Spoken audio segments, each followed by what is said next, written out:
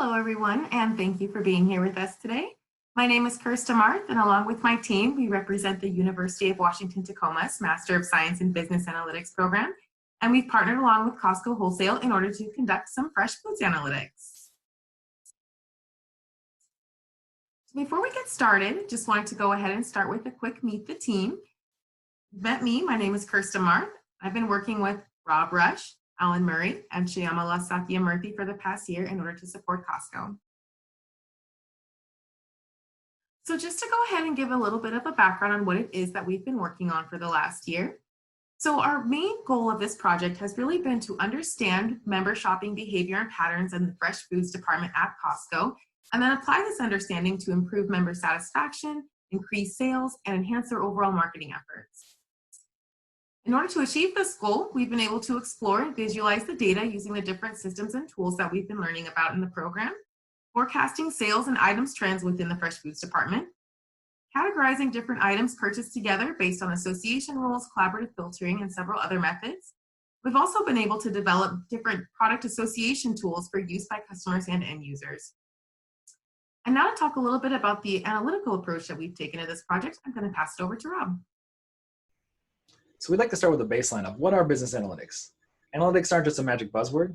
Analytics are a combination of math and statistics, programming, data insights through visualization and modeling, and domain-specific business knowledge in order to apply these tools to the real world.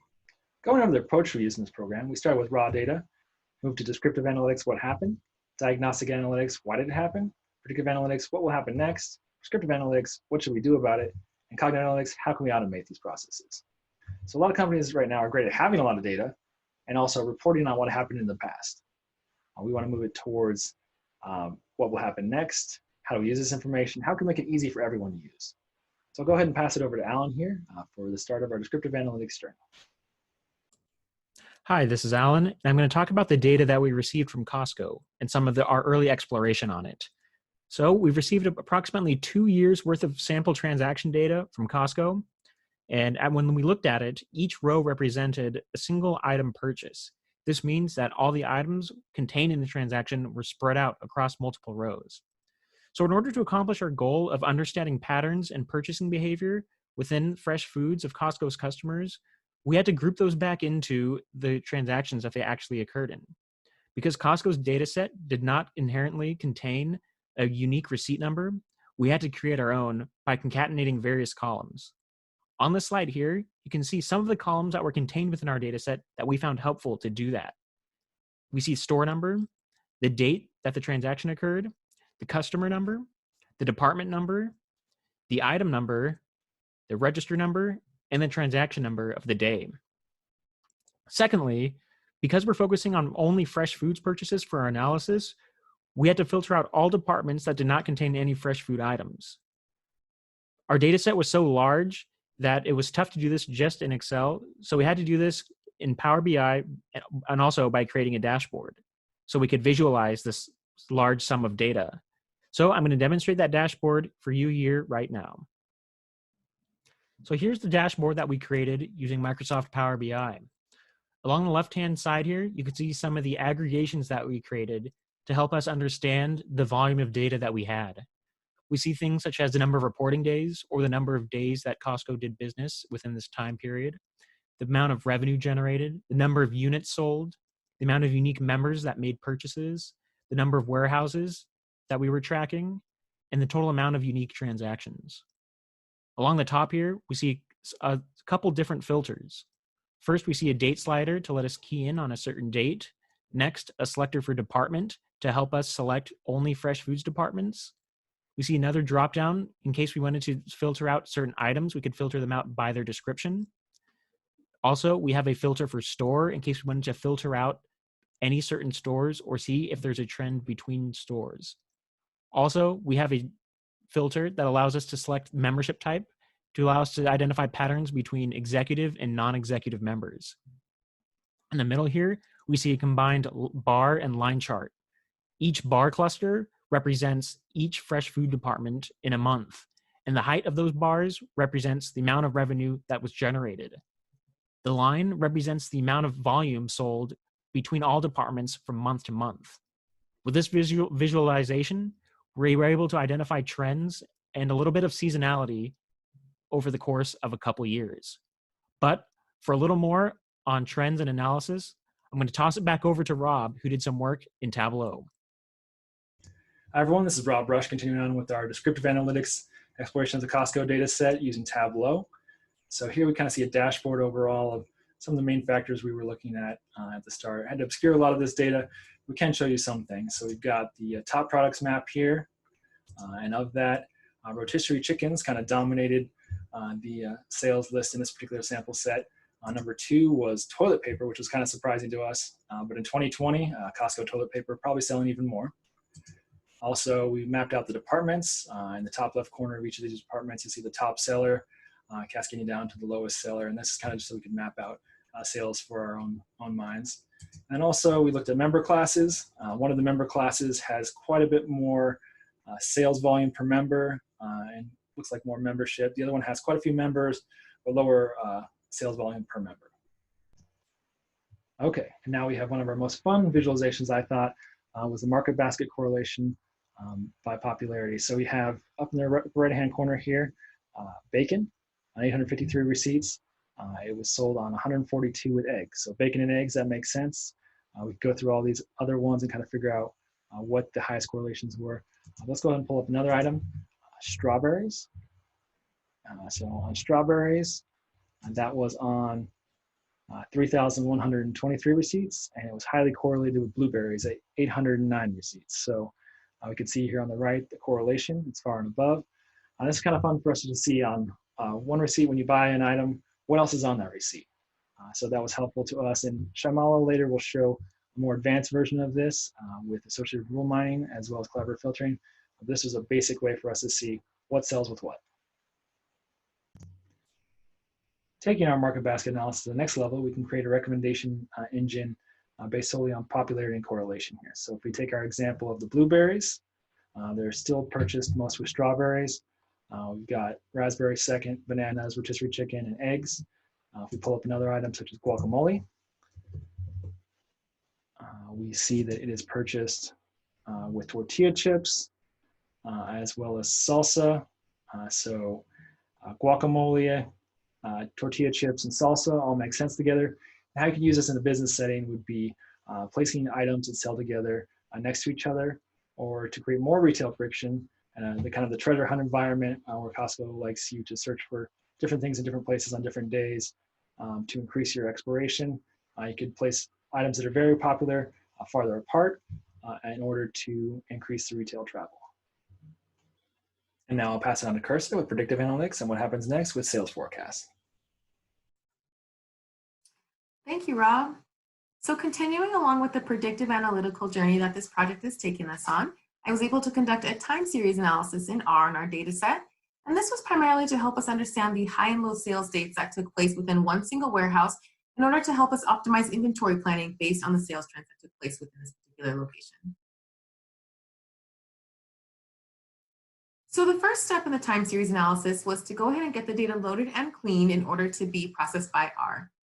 The first step that we needed to do was to go ahead and concatenate a new bill number, as Alan mentioned earlier in the presentation, in order to assign a unique transaction number to each one of the rows in the data set. In this case, we merged together the member number, transaction number, date, and register number in order to create that new bill number. In the middle of your screen there, you'll notice that we also had to perform a number of transformative elements on variables such as the date, day of the week, in order to get it ready again to be processed by R. Finally, in the lower right-hand corner, you'll notice that we applied the filter for the fresh foods departments 61 through 65. So now that the data has been loaded and cleaned, the next step was to take a look at the different variables within the data set in order to determine which ones are going to be the most useful to help us make these predictions. We use the time TK package in R to add a number of features to the data set, such as hour, minute, seconds, day of the week, in order to get a better, robust picture on which variables are going to be the most useful. We then generated a confusion matrix that shows us, based on the brightness of the color, which variables are going to be the ones we want to focus in on. In this case, the variables that stood out the most were the day of the week, the index number, and week of sales as the top predictive elements of this analysis. So now that we know which variables are going to be the most useful, the next step was to take a step back and look at the data set as a whole to determine, is it really a good candidate for a time series analysis? Not all data is created equally. So in this case, we used a generalized linear regression in order to model the data to determine if it's going to be a good candidate for predictions. You'll see in the picture on the right-hand side of your screen there that the plot points are nice and spread out, which is exactly what we're looking for. This shows us that there's enough randomization within the variables in order to make our predictions as reliable and accurate as they can be. If the plot points were too closely clustered together within the median there, that would show us that there is too much collinearity going on among the variables and that we wouldn't be able to make an accurate prediction based on the numbers within this data set. So now that we know this data set is a good candidate for a time series analysis, we can go ahead and generate our predictions. In the graphic on the right-hand side of your screen, you'll notice that there is a red line going down the middle of the plot points. Everything to the left-hand side of that line shows us the original plot points for the data set, and everything to the right-hand side shows us the predictions points that the model was able to generate. In this case, we generated 100 days into the future, which seemed like a good number in order to represent the forecast. So now that we have our forecast generated for 100 days into the future, the next step is to go ahead and view the final results, which also include confidence intervals to show us how accurate or confident the model is. In this case, you'll see that the final forecast shows us that sales trends in the fresh foods department are definitely increasing. Our model predicts that income will follow a curve very similar to the previous few months within the data set. So now that we know that sales are increasing within the fresh foods department, what are we to do with this information? How can Costco use this in order to better serve their customer base? To talk about next steps and what the prescriptive analytical solutions were that we were able to develop, I'm going to go ahead and toss it over to Shayana. Hi, I'm Shamla, and I'm going to talk about the prescriptive analytics solutions for our project. We implemented association rule mining technique to find the combination of products that are being purchased together. It identifies the combination of items that occur together frequently in transactions. This technique is usually done on transaction data recorded by the point of sale systems to find frequently bought items. The output will be a set of rules, which are notations that represent which item is frequently bought with what item. So here is some top a combination of products that are being bought together from our data set. From this, we can interpret that the item on the right, the mild Italian sausage, is frequently bought together with the set of items on the left-hand side. But how do we know these items are bought together, or how do we measure these items? So there are three important measures: support, confidence, and lift. I will explain these measures as I walk through the demo. This graph displays top 25 roles with three parameters or measures that control the number of roles to be generated. So here the support indicates how frequently the item set appears in the data set. So it's the ratio of number of transactions with both A and B to total number of transactions. Confidence signifies the likelihood of both products being purchased together. And lift is the correlation of the two products. So as lift increases or high lift, the chances of both products being purchased together also increases. So now that we have this combination of the products, how do we recommend this to the customer? That's where our product recommender tool comes to the rescue.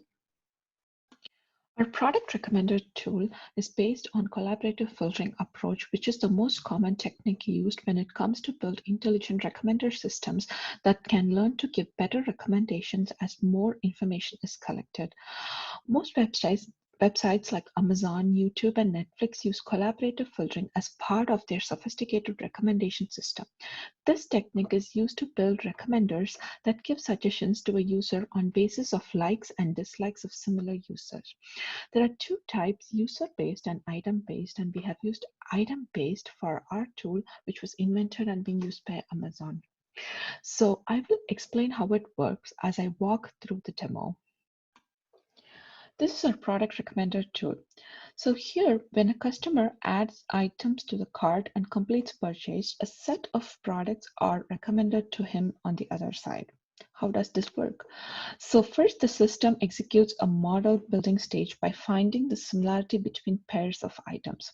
This similarity can be either correlation or cosine similarity, and then it executes a recommendation stage.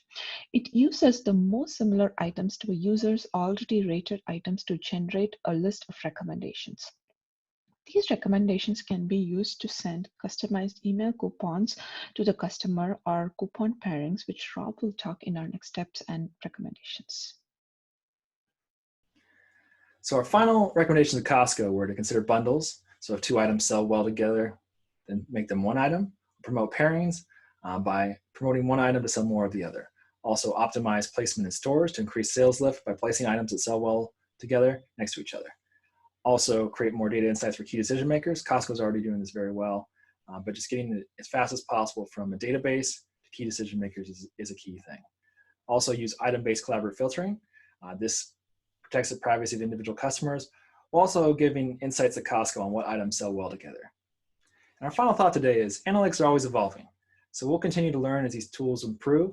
And we'd like to thank Costco and our project sponsors for Count Palcar. We'll take any questions you guys have in the poster sessions later today. Thanks for joining.